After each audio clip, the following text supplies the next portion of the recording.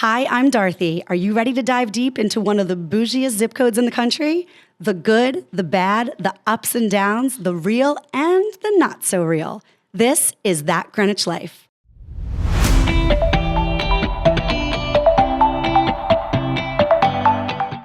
First, I'd like to thank our episode sponsor. Zsa Pet by Janet is the stress-free groomer in Greenwich for your precious pups. I take my golden doodle Bleecker there, and he plays with all the other dogs the whole time instead of being locked up in a crate, and he looks and smells amazing when he leaves. The name Zsa means happy place, and that's exactly what it is. For more info, visit zsapet.com and at Zsa Pet by Janet on Instagram.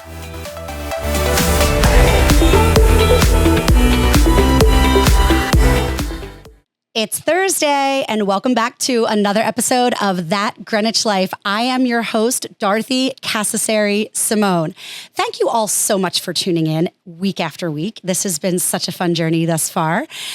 Today, we had a little hiccup, as we all do in life, right? It goes along with the theme of what the show has been. My friend and guest today lost power overnight.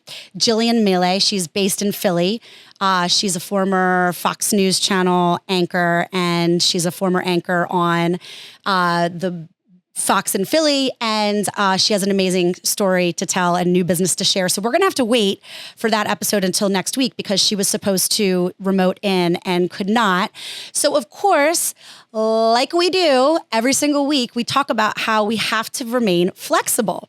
And so it's going to be just me today. And so bear with me because this episode came together very last minute. My husband is golfing in Scotland for the week.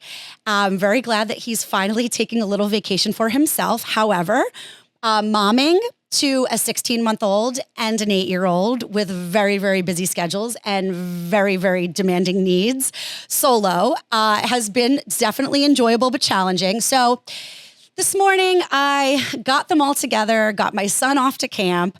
Now I'm at Pod Populi Studios in Greenwich, Connecticut, and I'm ready now to do this episode. So let's just see how it goes all. This is an experiment. But no, it's funny. A lot of people have been saying like, you sound so prepared week after week, every episode. I don't know if you sit down and you write a script, but everything really flows. And I'm thinking to myself, like, can you guys hear me okay? Because there is no script. There is barely even time to collect my thoughts or to even hear my own thoughts in the mornings when I arrive here. But I'm glad that it appears that way. Okay, so today I want to talk about picking a direction, okay? So my husband gave me permission to talk about this, although knowing him, his memory is a little bit broken. Aren't all of our memories broken these days? So I'm thinking he might end up saying, "What? I never said you could talk about this," but he did. I have it on the record. And so I was really inspired by this conversation with my husband. And I appreciate, him allowing me to use him as material for the show. It's kind of been like that for most of our relationship and marriage. We've been together. We've been married for 10 years. We've been together for 12. I used to have a TV talk show, Celebrity Corner, and I talked about him a lot on that show. So he even made a little surprise appearance in a video message, which was completely out of his comfort zone. But anyway, thank you so much, John, for letting me share this. But, a while back, I said to him, okay, what are we doing for our August family vacation? Since my son was born, my son is 8, we historically take a vacation every August for a week. We go somewhere, rent a house, stay somewhere. In the past, we started out kind of going local, like rented a house in Newport, Rhode Island, rented a house in Martha's Vineyard. We rented a house one year in Nantucket. Recently, before my daughter was born, we did a little bit, more adventurous things.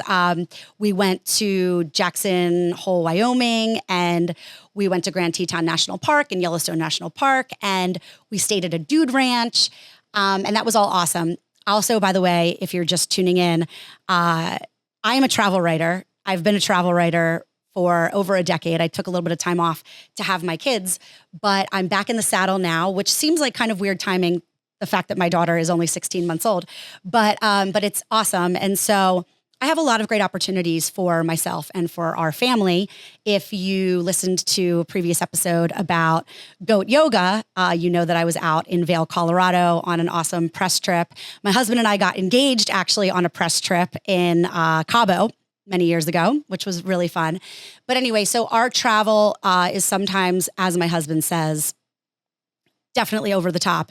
That is one place we don't really agree. I want to travel all the time and he likes to travel, but not as much. I didn't exactly grow up this way though. I grew up quite differently than my kids. I mean, my daughter, Gemma, instead of doing a newborn photo shoot, which most normal people do for their baby when they're born, we took her when she was only a few days home from the hospital to the passport office to get her passport photo taken and to start processing her passport, because we had a trip to Bermuda planned only 2.5 or 3 months after that. And so chop, chop, girl needed her passport. I mean, she had her passport stamped 3 times before her first birthday. She's not doing too bad, but also I'm a travel writer. So that's a big reason why we travel now. And it's interesting, my husband thinks it's all so ridiculous and so over the top, but in Greenwich, I have to say, when the February break is coming up for school, people don't ask you, oh, are you going away somewhere? People don't talk like that in conversations. People say, where are you going for February break? Same with spring break. Same with most of August. Same with over holidays, the time between Christmas and New Year's. It's not, are you traveling? It's where are you traveling? And that's not why I love to book trips for our family. I'm a travel writer, so it fits in perfectly to what I do, what my career consists of, but it's just a very different way of life. I don't think I got my first passport until I was maybe 17, I want to say. I took a Caribbean cruise with a group of high school friends. It was kind of like a school trip. And I think I needed a passport for Margarita Island, which might be off the coast of Venezuela. I don't really remember. But the first time I ever really left this part of the world, like the United States, the Caribbean, that was when I was 19 and I flew to Milan, Italy for my junior year of college study abroad. So definitely my love of travel and wanting to always travel is something that has definitely kind of started in like the second half of my life. I did not grow up that way, but my kids certainly are. So anyway, okay, let me just jump right into the point here. So I said to him, well, listen, I'm working with some properties in Mallorca, Spain, and it's been on my bucket list for a really long time. So why don't we go there the end of August?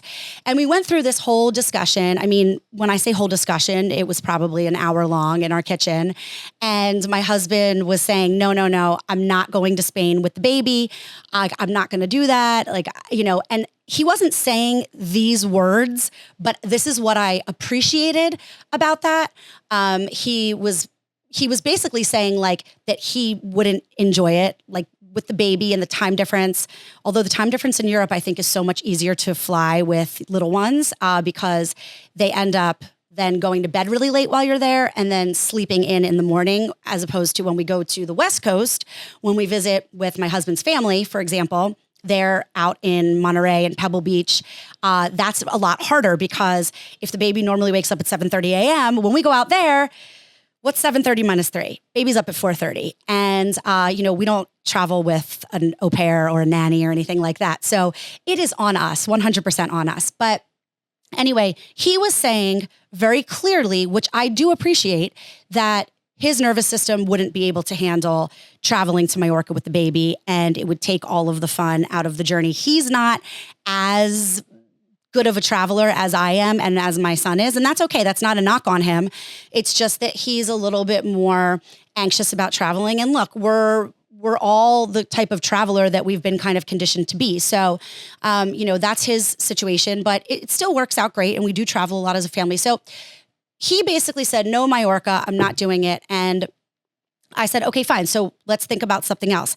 Now, in the meantime, if you all go back a few weeks to the episode that aired with my dear friend, Julie Vincent of Clear Space for Joy, we talked about how we took our 2 8-year-old sons 2 years ago when I was newly pregnant with my daughter, Gemma. I had just found out. I didn't know I was pregnant before we booked the trip.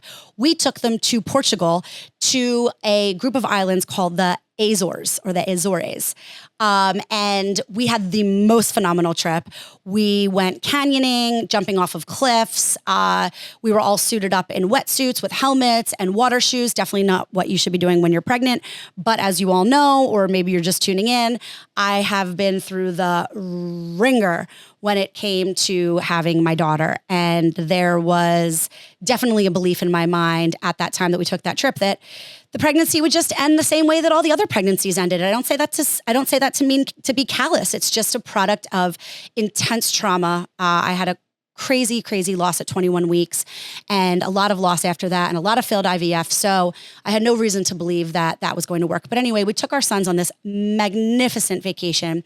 It was just so memorable. And so we've been talking about now 2 years later, wanting to do something again. So in typical Dorothy fashion, if Majorca is not a good fit for my husband and I'm not here to pressure somebody into doing something, the old me would have definitely been wanting to pressure him, oh God, come on, maybe even like guilting him, like you're going to deprive us, of this family vacation just because, like that was the old me. And the new me is kind of like, everybody needs to do what serves them. Everybody needs to do what works best for them. And I'm not in a position to tell you that what works best for me should work best for you. You have to decide that for yourself. However, I'm also not one that's going to sit back and say, well, if you don't want to do it, then I'm not going to do it. So I called Julie and we talked about Majorca. We made a little plan and we booked it. So coming back to what I originally wanted to say about this episode is it is about picking a direction. So what did I just say? What does that have to do with picking a direction? Well, once we booked our Majorca trip and our boys got really excited and we got really excited and now we're putting together all of our excursions and going to all of these cool beach clubs and doing all these cool things. We're only going for a short amount of time because we both have daughters that we are leaving here in the US. But once we kind of got into the real planning of this, guess who came around and started having regret about not wanting to go to Majorca this summer? My husband then started, spewing this narrative like, well, I didn't think that you were going to just go and, do it on your own. And, like me, but I want to go to Majorca and I want to go see the beaches and all this stuff. And this is no disrespect to my husband because I love him. And frankly, we're all guilty of this. I'm guilty of this on at least probably a weekly basis, but I'm trying to get better at it. We have to pick a direction. We have to be able in situations to choose in our own minds very, very clearly and to communicate very, very clearly what we want to say. This is not a podcast about a lesson that I want to teach my husband. He's human and so am I, and so are all of us. And so this is just more a reminder, and I appreciated him for this because he reminded me of this very important passage that I read at a time in my life and at a place in my life that was not by accident. I'm going to read the passage in just a moment, but whatever it is that you're looking for at this moment, because we're all looking for something, whatever it is that you're looking for, you have to be really, really clear in your own mind and your own heart to the universe what it is that you want. So if you're looking for a partner, if you're looking for somebody to be with, a boyfriend, a girlfriend, a husband, a wife, you cannot go into every single date being just accepting kind of, what the person is or who the person is. It's good to be open-minded, but you also have to come in with a clear intention. You have to really be able to say to yourself, I want to be with somebody special. I want to share my life with somebody special. You have to say goodbye to all the fear of it and all the apprehension of it. Because I know that when I wanted to have another baby, I know that I wanted to have another baby. I'm sure of that. But I also know that there was a lot of fear. There was a lot of fear of what would happen with my relationship with my son, Nicholas. There was a lot of fear of what would happen with my nervous system I suffer from anxiety. I always have suffered from anxiety. I have suffered with bouts of depression in my life. And there was always a fear of how that would play in. And, would I be able to juggle two kids? And a lot of that fear, I think, stops us from having what it is that we really want in life. And so when it came to picking a direction, now this Majorca example is on a much more basic level. This is not a very important life decision. Frankly, this is what we call a Greenwich 911. But this Majorca example just kind of illustrated on a basic level how we have to be really clear about what it is that we want to do, both in our day-to-day and in life. So, okay, I'm going to read this passage. It's like this. You are in a restaurant. You're not sure if you want apple or pecan pie. The waitress comes to the table and you say, apple. What you really want is pecan, but you're afraid of the calories. She leaves, and just as she's about to swing through the doors of the kitchen, you scream, pecan. She looks at you as if to say, are you sure? And you say, oh, no, just bring me the apple. She brings you the apple pie, and you look at it unhappily. I really wanted the pecan. Do this a few times, and the waitress will stop coming to your table. And the universe will bring you everything you ask for, and you will wonder why you never get what you want. I'm going to post this on my Instagram at Dorothy on TV in case you want to read this. And you can always, of course, rewind, put the episode in reverse to listen to that again. But this passage, I read this waiting in the waiting room of my old therapist's home office right here in Stamford, right near Greenwich. And I was going through the worst time of my life. I could not understand why I was pregnant at 20 weeks and found out the absolute positive worst news about my baby. I am going to get more in depth into that story, but I'm just going to mention it here briefly. I did not understand why I had to say goodbye to that baby. I did not understand why I couldn't get pregnant after that. I couldn't understand why IVF wouldn't work for me. There were so many questions and so few, pretty much no answers. And I came across this passage and I thought to myself, wow, how often do we stand in our own way? Like, I really wanted a baby, but I was scared also of having another baby. I was hesitant of having another baby for so many reasons, so many logical reasons, logical at the time, I guess. And so I was wondering, I remember sitting there waiting to go in to talk to her and already crying. Like, that's where I was, guys. I was crying in the waiting room before even going in to talk to the therapist. That's how bad things were. And I remember thinking to myself, like, this is it. This is the apple pie and the pecan pie. Like, I'm not saying which one I want. I'm not being clear about what it is that I want. And I wanted to share this passage with everyone because we all have a hard time committing to things, especially in our own minds and in our own hearts. We have to really, again, I always talk about this, and I hate to be a broken record, guys, but this is so important. If you're listening, you know this. We have to get really quiet in life to figure out what it is that we really want in a situation. The only way that we can really decide, like, do I really want to go to Majorca? Or do I really not want to go to Majorca? Or am I letting my fears and my anxieties keep me from getting out of my comfort zone? Am I letting my doubts and my apprehension, am I letting those things, are they stopping me from getting out of my comfort zone? And I think when we start to really ask ourselves these questions, I think that's when we get really clear about what it is that we want in life. And it really had me thinking back to this passage. Now, I ran into this little story or whatever you want to call it. I ran into this only about maybe, I don't know, let's say 4 years ago. And it found me at the right time. And I hope that this concept finds you at the right time, because It's hard.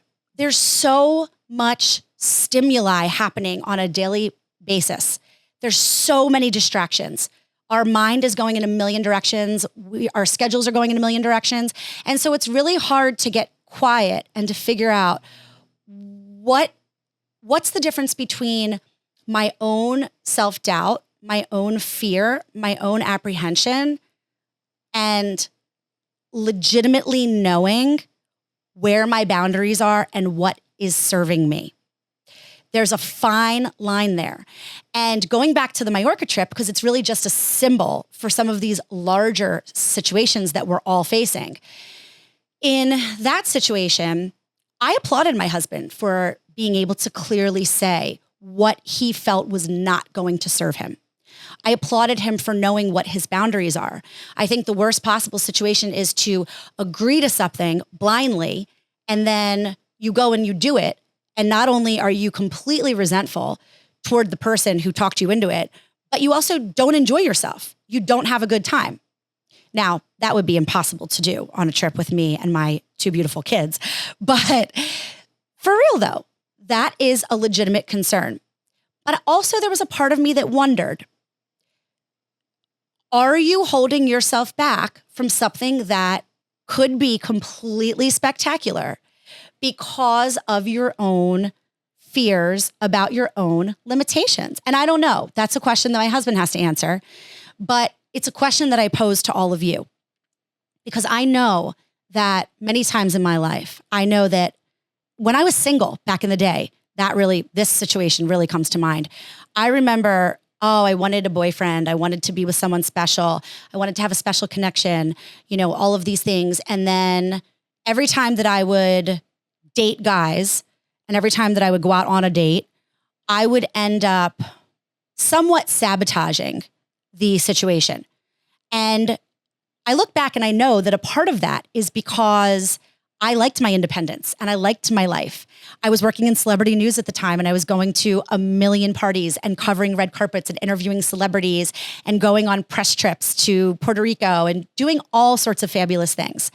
And I look back and think, wow, that girl thought that she wanted the apple pie. And yet she kept asking for pecan and she kept flip-flopping back and forth. And so that could potentially be the reason why. It wasn't until I was about 28 or 29, which looking back, that's not really that old, but it wasn't until I was about 28 or 29 that my husband came on the scene and I met him. I think at that point, I had really centered in more so on what it was that I was looking for and what it was that I wanted. And a lot of times, hardship is something that helps us center.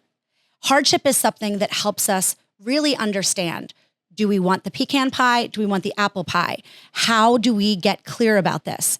And I will say, I went through a very, very traumatic breakup. Now, it was not traumatic in relation to what I went through later in life with having a baby and losing a baby. But I went through a traumatic breakup with my boyfriend of almost 5 years in my 20s. And it was a very heartbreaking situation. It was a relationship that I really valued, but that I knew I had to walk away from because it was not the right thing for me. And so I did not follow my heart. I followed my brain. And I'm glad that I made that decision, but it was hard at the time. And so that hardship, I think, really helped me focus. And certainly, fast forward 10 more years to my fertility journey.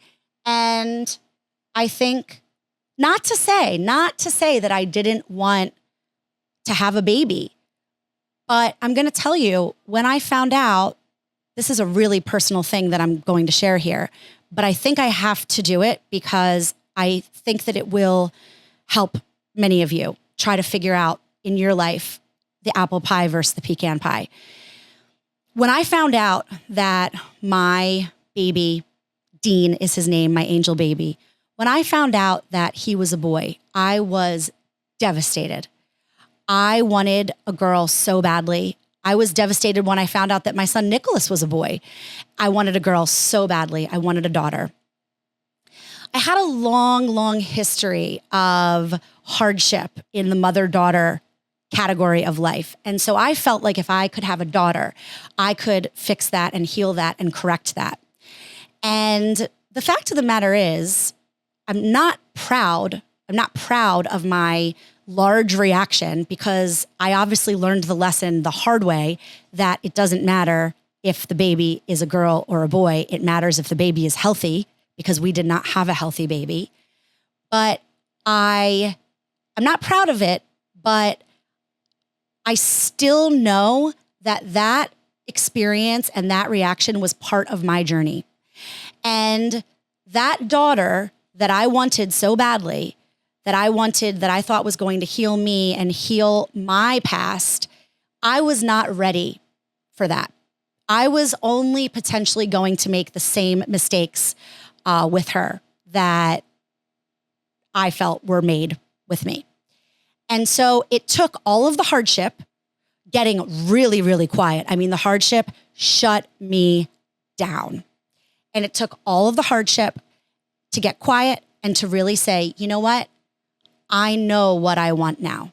I want a healthy baby, and it doesn't matter if it's a girl or a boy or a monkey. It doesn't matter. And truly it didn't.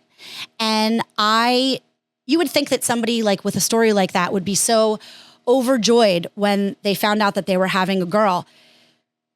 Guys, it wasn't like that.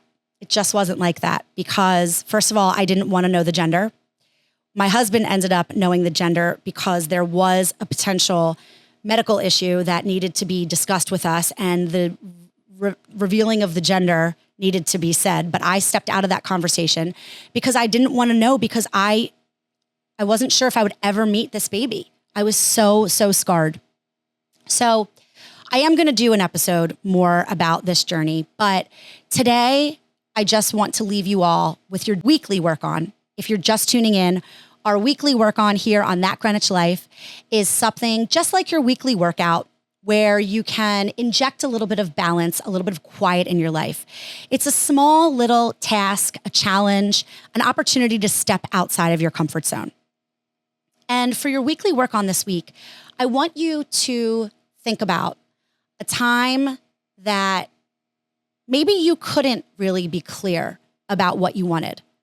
I want you to think back on that time, and I want you to reflect a little bit.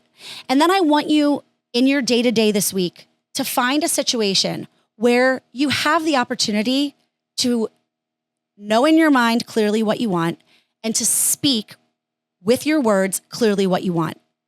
And not to hem and haw, and not to beat around the bush and make up 1,000 reasons why maybe that's not the right thing for you. I want you to really tap in and decide what the right thing is for you. And then I want you to go ahead and fly with it, because we have to be more clear if we want the apple pie or the pecan pie. This episode got a lot deeper than I really intended for it to, but also this is kind of the beauty of the podcast, and it's so different from what I used to do, which is much more scripted television and much more on topic, going in to talk about Kim Kardashian's, 72-day wedding, 72-day marriage. Although 72-day wedding, she probably would have a wedding that lasts 72 days. But going in to talk about something like that is so different than coming in and talking about something like this. But if anything, I just really hope that it helped you. Thank you so much for tuning in. Please go listen on Apple Podcasts, Spotify, iHeartRadio. Please send a link to the podcast to a friend, a stranger, a family member. Spread the word around to somebody that you think could use this show in their life. And if you don't mind, please go to Apple Podcasts and leave a review. All the reviews help push the podcast up. And please follow me on Instagram at Dorothy on TV. If you want more of That Greenwich Life, I post tons of content there. I always say it is the visual element to the podcast, which is more just the audio, although it is going to be on YouTube going forward. So that's exciting. So you will be able to see me in the studio, in our new studio, talking all about all of these great topics. So anyway, I hope everybody has an amazing week. And remember, as always, don't just live your life, love it. See you next week.